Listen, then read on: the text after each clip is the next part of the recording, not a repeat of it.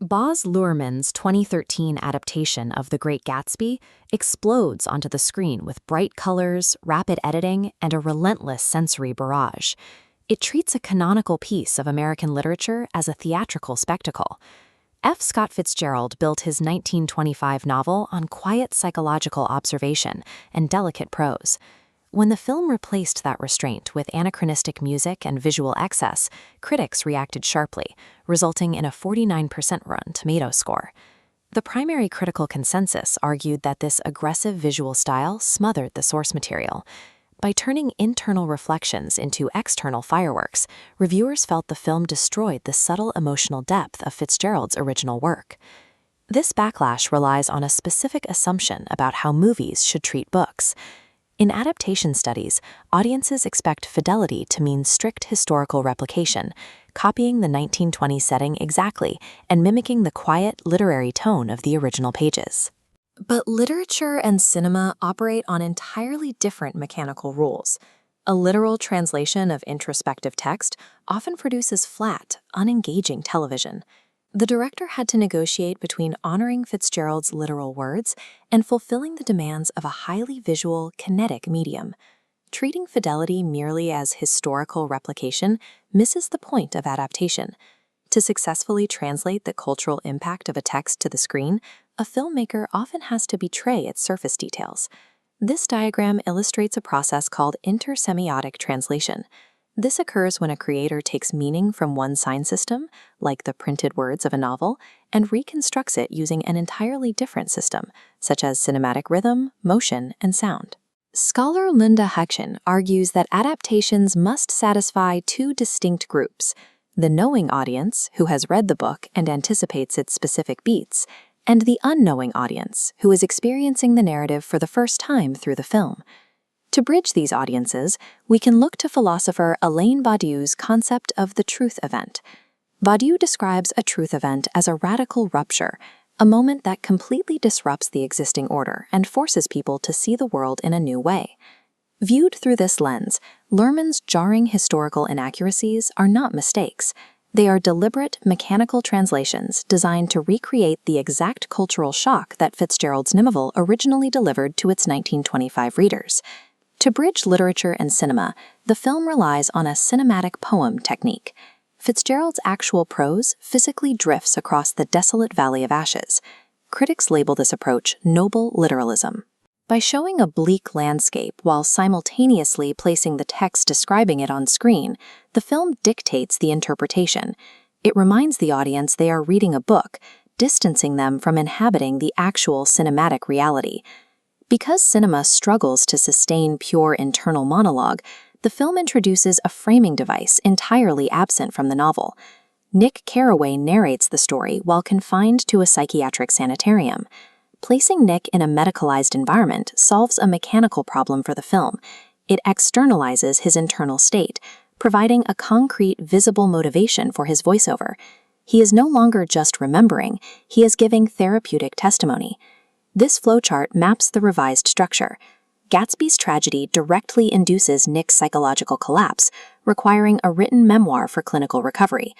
Notice how the endpoint transitions the narrative from passive memory into an active defense mechanism. Writing becomes an explicit act of survival. However, this structural choice extracts a heavy cost. By diagnosing Nick with morbid alcoholism, the film pathologizes its narrator.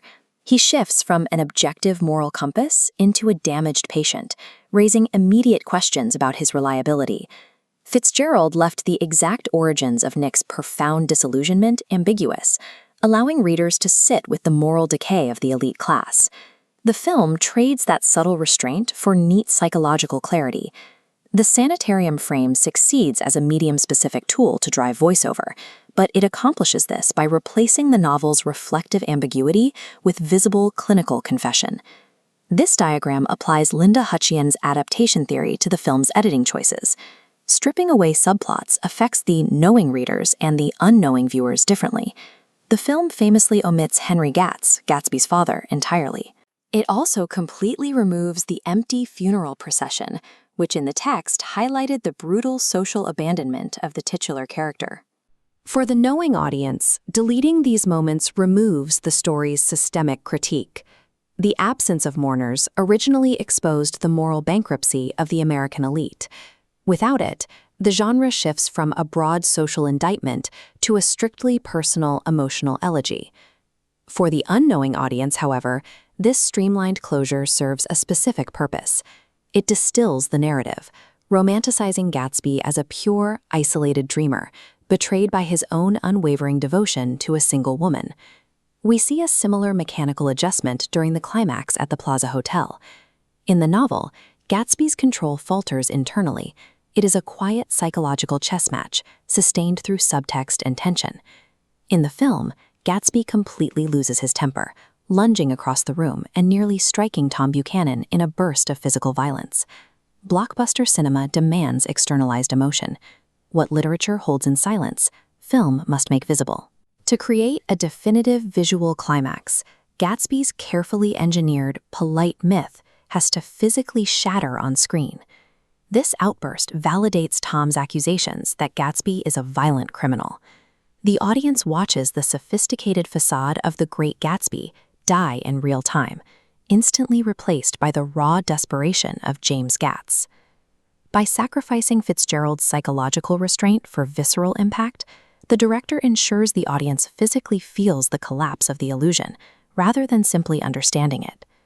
Returning to Elaine Baidu's philosophy, a truth event requires a radical rupture. It must break the current rules to expose an underlying reality. This timeline aligns 1925 jazz with 2013 hip-hop.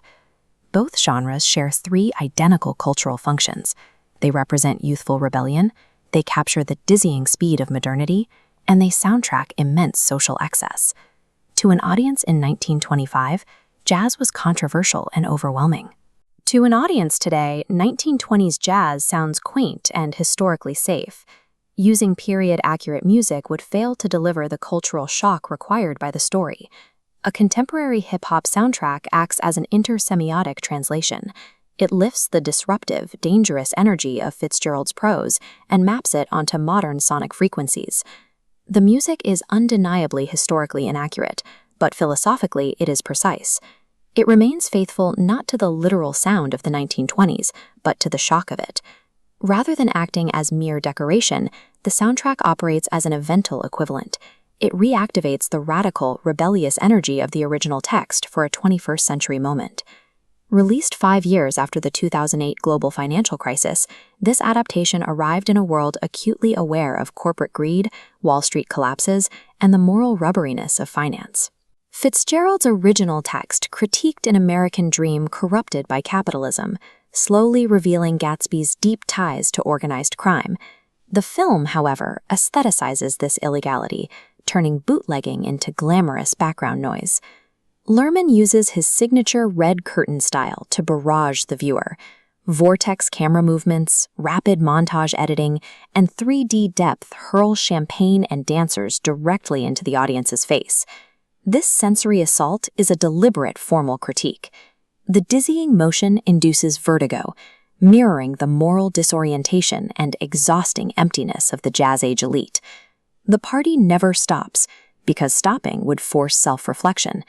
Yet this creates a deep tension. The cinematic form critiques the excess through overload, but the sheer beauty of the visual execution glamorizes that same excess, making the wealth visually irresistible.